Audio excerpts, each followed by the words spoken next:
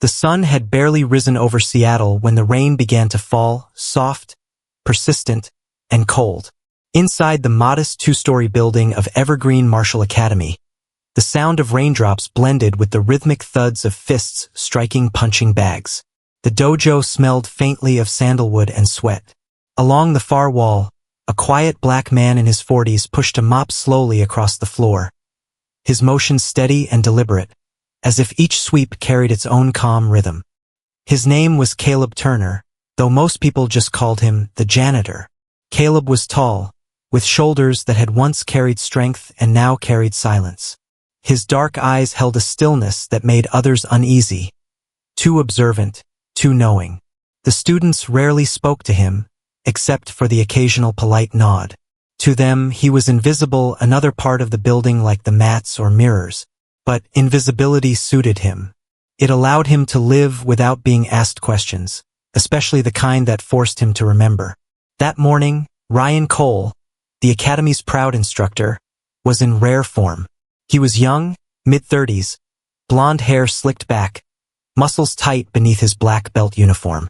Confidence was his language, and arrogance was his accent. Ryan had built a loyal following of students who hung on his every word, mistaking his swagger for mastery. Discipline isn't about kindness, Ryan barked as his students lined up. It's about dominance. You don't earn respect by being soft, you take it. A few students laughed, eager to echo their teacher's bravado. Caleb continued mopping, quietly moving along the mat's edge. But Ryan's gaze found him, and something about the man's calmness irritated him. Maybe it was the stillness, or maybe it was how the janitor never looked away, never seemed impressed. "You there?" Ryan called out, gesturing with his chin. "You think you could last 5 seconds in a fight, old man?" The laughter grew louder. Caleb straightened, resting his mop by the wall. "I'm just doing my job, sir," he said evenly. His voice carried no anger, no defensiveness, just dignity. Ryan smirked. Sure, don't take it personal. Just having some fun." He turned to his students. "Remember, this is what happens when you don't train. You end up pushing mops instead of limits." The words hung heavy in the air. One student, Maya, a young woman with a compassionate gaze, shifted uncomfortably. "Sensei," she murmured. "Maybe that's not." "Quiet," Ryan snapped. "You'll understand when you've earned your belt." Caleb said nothing. He picked up the mop again, but the atmosphere had changed. A few of the younger students looked away in shame. The older ones chuckled, following their teacher's lead.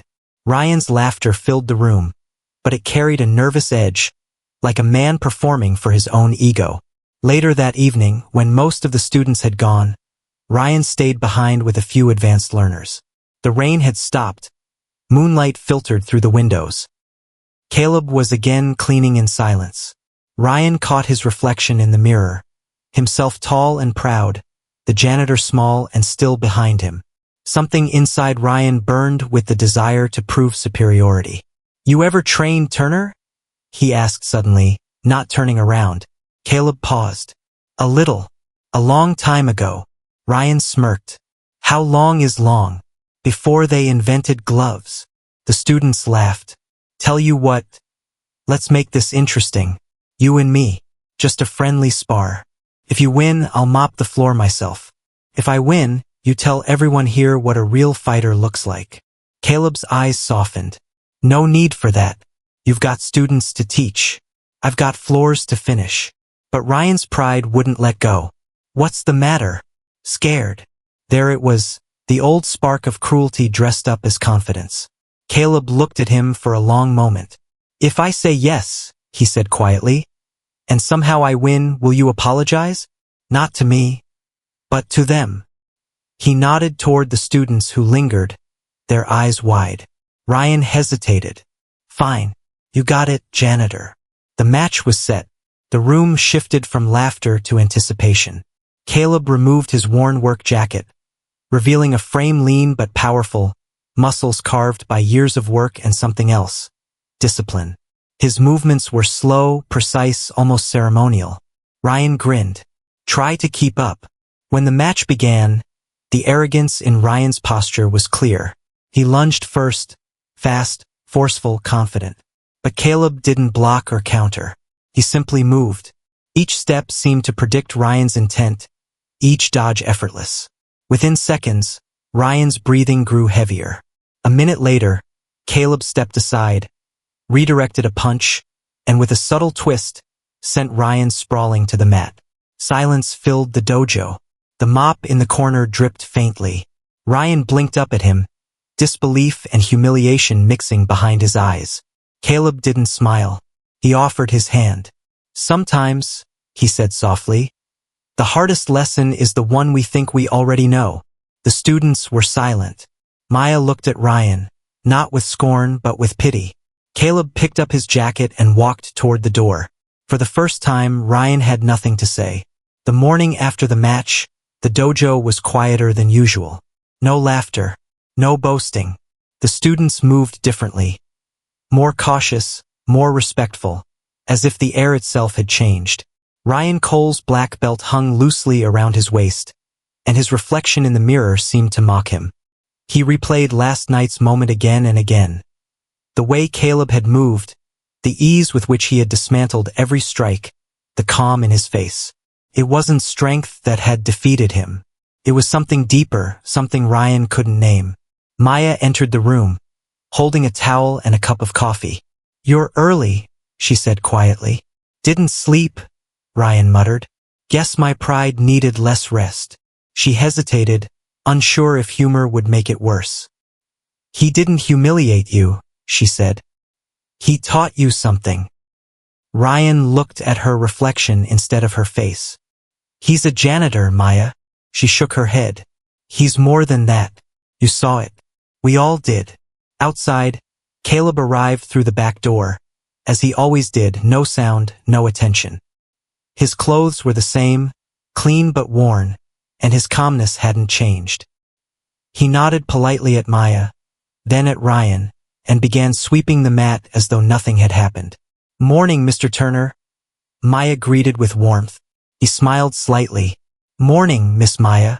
Ryan's jaw tightened. "You really think you proved something last night?" Caleb paused mid-sweep, looking up slowly. "No," he said. "I think you did." Ryan frowned. "What's that supposed to mean?" "That you still have something to learn." Caleb's voice was soft but steady, and for a second Ryan felt like a student again. Not of martial arts, but of something larger. He turned away, pretending to rearrange gloves on the shelf. "You're not supposed to talk like that. You're staff." Caleb's tone never changed. "And you're supposed to teach discipline." Funny how titles don't always fit the job. The words stung because they were true. That evening, after the last class, Ryan found himself lingering again. He told himself he was staying to close up, but really he was waiting. Caleb was finishing his routine, folding towels, setting brooms aside. Ryan approached him, unsure whether to apologize or confront. "You were good," Ryan admitted. "Really good. You trained before." Caleb's eyes flickered with something like pain. "A lifetime ago. Where?" He hesitated, as if weighing whether to open a door he'd sealed shut long ago. "Detroit. Different time, different man." Ryan crossed his arms. "What happened to him?" Caleb set the mop down, leaning on it like a staff. "He forgot that fighting isn't about winning. It's about not losing yourself." The cryptic answer frustrated Ryan, but there was something magnetic in Caleb's calmness. "You talk like some kind of monk." "Monks sleep better," Caleb replied with a small smile. Ryan chuckled despite himself. "You should have been an instructor." Caleb's expression turned distant. "Once I was something close to that, but I lost the right." Ryan frowned. "What do you mean?" Before Caleb could answer, the lights flickered and thunder rolled outside. He looked toward the window, rain streaking down the glass. "Everyone has a moment," he said, "when pride costs them everything. Mine just cost more than most." Ryan didn't press further, but curiosity gnawed at him. That night, long after he left the dojo, he searched online. There was no Caleb Turner in any martial arts record. No trace of a man who could move like that. It was as if he had never existed. The next morning, Maya found Ryan staring at an old newspaper article printed in black and white. The headline read, "Tragedy in the ring, promising fighter quits after fatal sparring accident." The photo was grainy, but the man's face, sharper jaw, younger eyes, was unmistakable. Beneath the image, the name, Caleb the Ghost Turner. Maya covered her mouth. "It's him," she whispered. Ryan nodded, his voice low. "The man I mocked mopped the floor with champions once." He felt a deep weight settle in his chest. Not shame alone, but realization. In that moment, the dojo didn't feel like his anymore. It felt like borrowed space. A place that belonged to a man who'd already mastered what Ryan had only pretended to understand. For the next few days, tension wrapped the dojo like an invisible cord. The students whispered in corners, speaking of the mysterious janitor who had once been a legend. Maya tried to calm their curiosity, but even she wanted to know more. Caleb, however, moved through each day as though the world hadn't shifted at all. Cleaning mats, refilling water dispensers, fixing torn gloves. If he noticed the stares, he never showed it. Ryan, on the other hand, couldn't shake the unease that had rooted itself in his chest. The newspaper article haunted him. Tragedy in the ring. Those words replayed in his head with every punch he threw, every kick he landed. At night, he found himself staring at the ceiling, hearing an echo that wasn't his own, Caleb's calm, measured voice. "It's about not losing yourself." One evening, Ryan finally approached him. The dojo was empty except for the soft hum of a fluorescent light. "You should have told me," Ryan said quietly. Caleb didn't look up. "Told you what?" "Who you are. What you've done. You're the ghost." The older man sighed. That man doesn't exist anymore." Ryan stepped closer. "You can't just erase yourself from history." "I didn't erase anything," Caleb said, eyes meeting his. "I buried it." Ryan hesitated. "You killed someone?"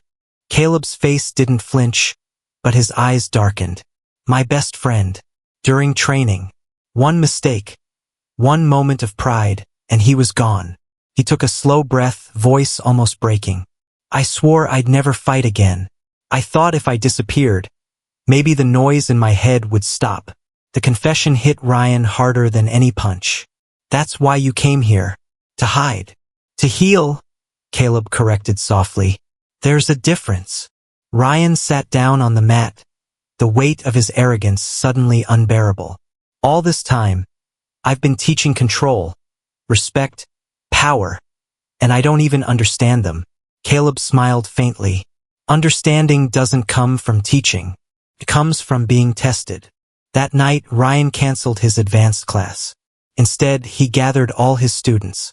Maya stood by his side, sensing something was about to change. "Everyone," Ryan began, his voice steady but humble. "Last week, I mocked a man who's shown me what real strength looks like. I thought fighting was about who can hit harder, shout louder, or win faster. I was wrong." The students exchanged glances, confused. Ryan looked toward the back of the dojo, where Caleb leaned quietly against the wall. "That man," he continued, "is not just our janitor. He's a man who's lived what we only practice. His name is Caleb Turner. He once stood at the top, and chose to walk away rather than let pride destroy him twice." The room fell into silence. Even the hum of the lights seemed to pause. Caleb's jaw tightened. He hadn't expected Ryan to reveal his past. "Mr. Turner," Ryan said respectfully, "would you teach us? Not just how to fight, but how to understand what fighting means." Caleb looked around the dojo, the faces of young men and women, wide-eyed, waiting for guidance. For years, he'd run from that gaze, terrified of the responsibility it carried. But now, in their silence, he heard something else. Forgiveness. He nodded once. "If you're willing to learn, I'm willing to share." And so the lessons began. But they weren't like Ryan's old sessions. Caleb never raised his voice. He never showed off. Instead, he spoke about balance, breath, and the space between movement and meaning. "Every strike carries energy," he told them. You decide whether it destroys or restores. That's the difference between a fighter and a warrior. The students trained with renewed focus. Even Ryan, once obsessed with dominance, now bowed before every match, his pride slowly melting into discipline. But despite the new peace settling over the dojo, a shadow still lingered in Caleb's mind. Every night after class, when the others had gone, he would stare at the mirror, his reflection split between who he was and who he'd become. And deep down, he feared that no matter how much he taught others, he could never truly forgive himself.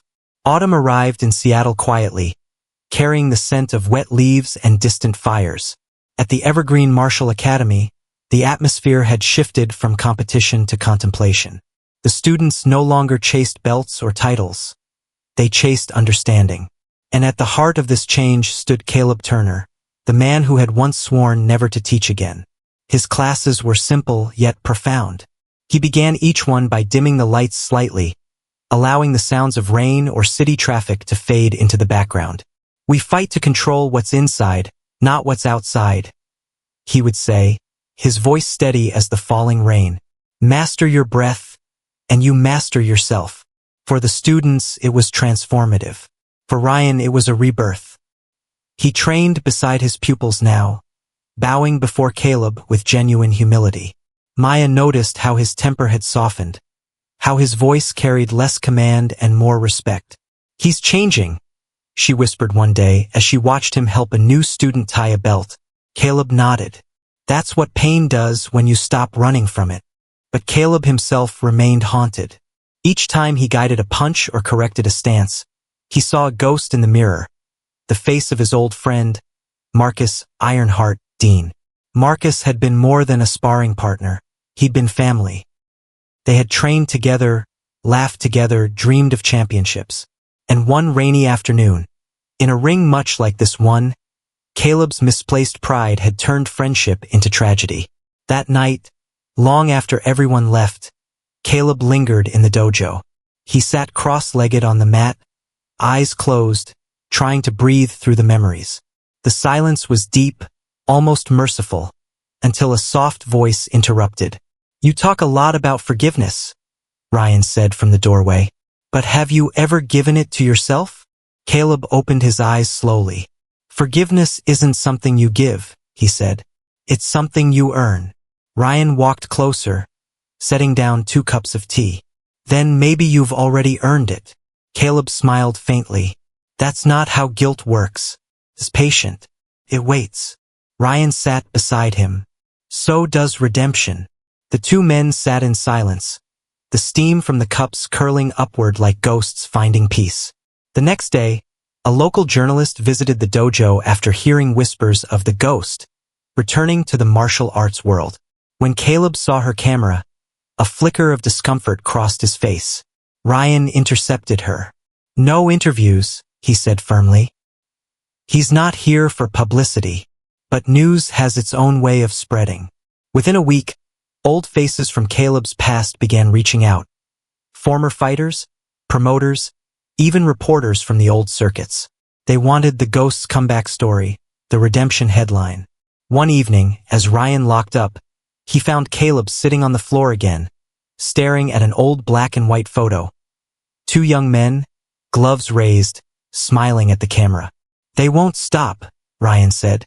"The world loves a redemption story." Caleb shook his head. "They don't love redemption. They love spectacle. And I've already given them enough of that." "But you could use it," Ryan urged. "Turn it into something good. Show them what real discipline looks like." Caleb looked up, eyes heavy with memory. "Ryan, when I lost Marcus, the cameras didn't turn away. They watched. They made my grief a headline. I promised myself I'd never feed them another story." Ryan lowered his voice. "Maybe this time it's not their story. Maybe it's yours." Caleb's gaze drifted to the window. Outside, the rain began again, soft and unrelenting. For the first time, he didn't turn away from it. That night, he took out an old notebook from his locker, the one he had carried in his fighting days. Inside were notes, quotes, training sketches, and one line underlined in red ink: "True victory is not over another man. but over your own shadow. The next morning, when the students arrived, they found Caleb already waiting, barefoot on the mat. Today, he said, we learn how to bow, not to others, but to the past. As they followed his lead, Caleb felt something lift. A small, fragile piece of the guilt that had chained him for 2 decades. For the first time in years, he wasn't just teaching them how to fight. He was teaching himself how to live again. Winter descended on Seattle like a curtain of silver, soft but relentless. The evergreen Marshall Academy glowed faintly in the gray mornings, the windows fogged by the warmth of early training. Inside, Caleb's teachings had reshaped everything. Respect was no longer demanded. It was earned. Silence before class had become a ritual, a collective breath before motion. But peace never lasts untested. One Friday afternoon, as the students were finishing drills, the door opened with a sharp metallic ring. A tall man in his late 30s stepped inside, shaking off the rain. He wore a dark jacket with a logo Caleb recognized instantly, the Pacific Combat League. His posture was that of someone used to owning a room. "Afternoon," the man said, scanning the dojo. "I'm looking for Caleb Turner." The students froze. Caleb, who had been quietly guiding a stance correction, straightened. "You found him," he said calmly. The stranger smiled. "Name's Trent Lawson. I run regional MMA showcases. Heard rumors the ghost was alive and kicking again." He held out a business card, glossy and expensive. People would pay good money to see that. Caleb didn't take the card. "I'm not interested." Trent laughed. "Everyone's interested when the cameras roll. One last fight, a redemption arc, think about it. You'd fill seats." Ryan stepped forward, protective. He said no. Trent looked him over, amused. "You must be the student. Cute loyalty. But I'm not talking to you." The air thickened. Maya stepped between them, her tone sharp. "You need to leave." Trent raised his hands mockingly. "Didn't mean to upset the fan club." Then he turned back to Caleb. "If you're afraid, just say it. Wouldn't want to see a legend turn coward." A flicker of something dangerous crossed Caleb's face, then vanished. "Fear keeps men alive," he said quietly. "Ego gets them buried." Trent smirked. "Maybe that's what you told the last guy who didn't walk out of the ring." The room fell silent. Ryan took a step forward, fury flashing in his eyes, but Caleb lifted a hand. "Let him go." Trent's smirk widened. "You sure? The world loves a comeback. If you change your mind, I'll be waiting." He tapped the business card against the doorframe before disappearing into the cold. The door closed, leaving behind a tension that refused to fade. Ryan exhaled sharply. "You should have let me throw him out." Caleb shook his head. "Throwing someone out doesn't remove what they leave behind." That night, Caleb found himself unable to sleep. The storm outside rattled the windows, and in every flash of lightning he saw Marcus again. The way his friend had fallen, the silence that followed. His chest tightened. For years, he had believed walking away was the only way to atone. But now that belief felt like a cage. By dawn, the decision formed itself. Not out of pride, but purpose. The next morning, he gathered the students. "We've spent months talking about control, balance, and peace," he began. "But there's another side to peace. It must be defended.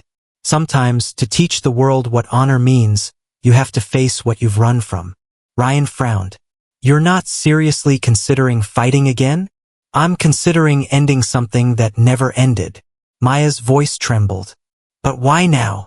"Because redemption isn't silence," Caleb said. "It's truth." Word spread quickly. By the following week, the Underground League had announced an exhibition match.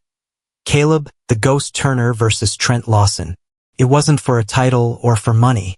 It was for closure. The dojo buzzed with nervous energy. Reporters began hovering outside, asking questions Caleb refused to answer. He trained quietly, slower than before, each move deliberate, each breath heavier with meaning. Ryan tried to talk him out of it. "You don't need to prove anything." Caleb placed a hand on his shoulder. "I'm not proving. I'm finishing." The night before the fight, Caleb stood alone in the dojo. The air was still. He bowed to the empty mats, whispered something under his breath, and for the first time in 20 years, he felt the weight of his fear dissolve. Not because it was gone, but because he was ready to face it. The arena wasn't grand, but it was loud. Floodlights buzzed above the cage as hundreds of spectators filled the seats, hungry for a story rather than a fight. They weren't there for violence. They were there for spectacle.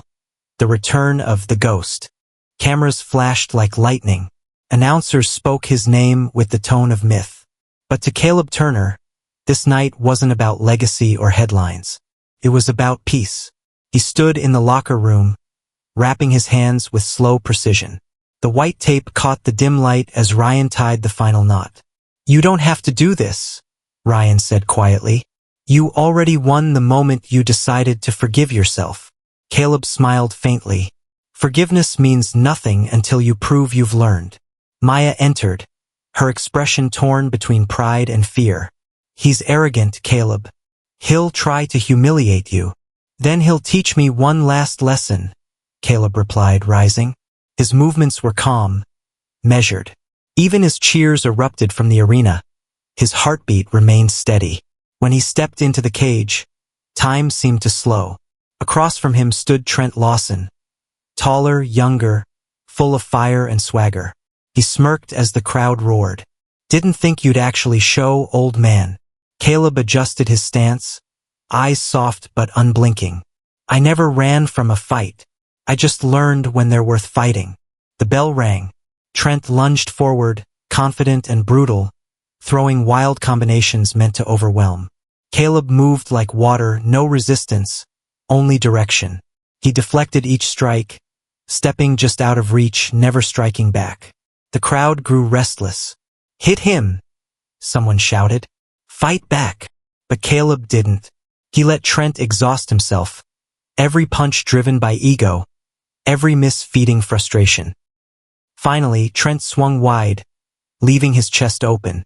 Caleb stepped in, not with aggression but precision, hooking Trent's arm, sweeping his leg, guiding him gently but firmly to the mat.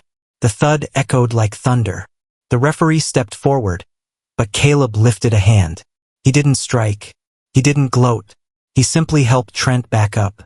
Trent's confusion turned to fury. "What are you doing? Finish it." "It's already finished," Caleb said softly. "You're not my enemy. You're my reflection." The words cut deeper than any punch. Trent stumbled back, chest heaving. The crowd, unsure at first, began to quiet. The tension shifted. They weren't watching a fight anymore. They were witnessing grace. Trent threw one last desperate punch. Caleb caught it midair, held it for a heartbeat, then released it, slowly lowering Trent's fist between them. "Anger doesn't make you strong," he said. "It makes you small." The bell rang again. Match over. No knockout, no victory pose, only silence. Caleb bowed deeply to Trent, to the referee, to the audience. Then he left the cage the way he had entered. Calm, composed, free. Back in the locker room, reporters waited at the door, microphones outstretched. "Mr. Turner, how does it feel to win your comeback match?" Caleb paused, towel around his shoulders. "Winning was never the goal," he said. "Understanding was." Outside, the rain began again. Soft, cleansing, endless.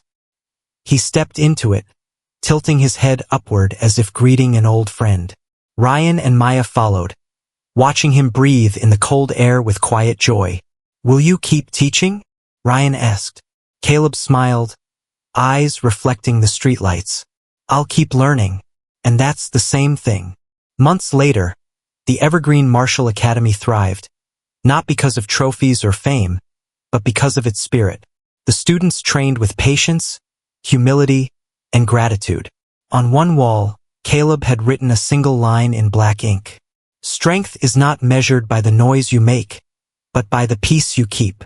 And beneath it, a faded photograph of two young fighters, Caleb Turner and Marcus Dean, smiling before the world turned heavy. Every student who entered the dojo bowed before that wall, not out of obligation, but respect. for the man who had shown them that the greatest victory of all is self-control.